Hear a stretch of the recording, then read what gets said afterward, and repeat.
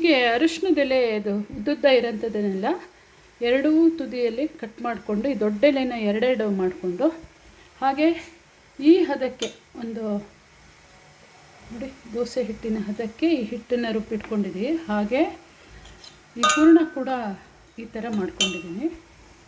ಹಾಗೆ ಎಲೆಗೆ ತೆಳುಗ ಹಿಟ್ಟನ್ನು ಒಂದೂವರೆ ಚಮಚ ಹಿಡಿಸುತ್ತೆ. ಅದನ್ನು ಎರಡೂ ಬದಿಗೆ ಹಚ್ಚಿಬಿಟ್ಟು ಹಾಗೆ ಒಂದು ಬದಿಗೆ ಹೂರಣನ ಹಾಕಿ ಇದನ್ನು ಹೀಗೆ ಮಡಚಿಬಿಟ್ಟು ಈ ಎಡ್ಜೆಲ್ಲ ಹೀಗೆ ಒತ್ತಿದ್ರಾಯ್ತು.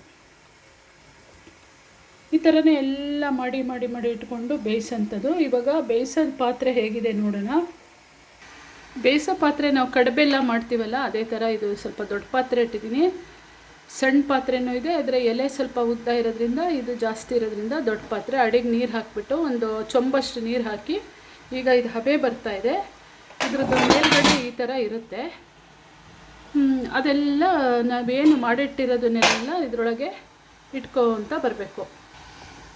ಈ ಥರ ಏನು ಹೂರಣ ಹಿಟ್ಟು ಹಾಕಿರೋದನ್ನು ಮಡಚಿ ಎಲ್ಲ ಜೋಡಿಸಿಟ್ಟು ಒಂದು 15-20 ನಿಮಿಷ ಬೇಯಿಸಿದ್ರಾಯ್ತು.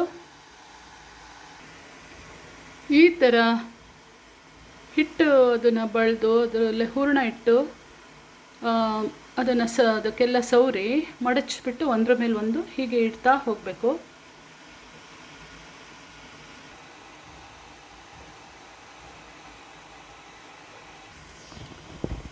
ನೋಡಿದ್ರಲ್ಲ ಪ್ರಿಯ ವೀಕ್ಷಕರೇ, ಅರಿಶಿಣದೆಲೆ ಕಡುಬು ಹಾಗೇ ಹೋಯಿತು ನೋಡಿ. ಇಲ್ಲಿ 2 ತೆಗೆದಿಟ್ಟಿದ್ದೀನಿ. ಇದು ನಾವು ಸ್ವಲ್ಪ ಬಿಸಿ ಬಿಸಿ ಇದ್ದಾಗ ತುಪ್ಪ ಹಾಕ್ಕೊಂಡು ತಿನ್ಬೋದು, ಮತ್ತು ಮಾರನೇ ದಿನಕ್ಕೂ ಬೆಳಗ್ಗೆ ತಿಂಡಿ ಜೊತೆನೂ ತಿನ್ಬೋದು. ಎಷ್ಟು ಸುಲಭವಾದ ಆರೋಗ್ಯಕರವಾದ ಅರಿಶಿಣದೆಲೆ ಕಡುಬು ಈ ರೀತಿಯಲ್ಲೇ ಆಗುತ್ತೆ ನೋಡಿ.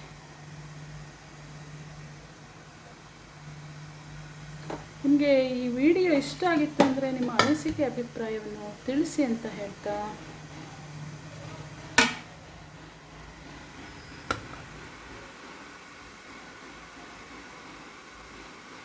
ನೋಡಿ ಈ ಥರ ಹೂರಣ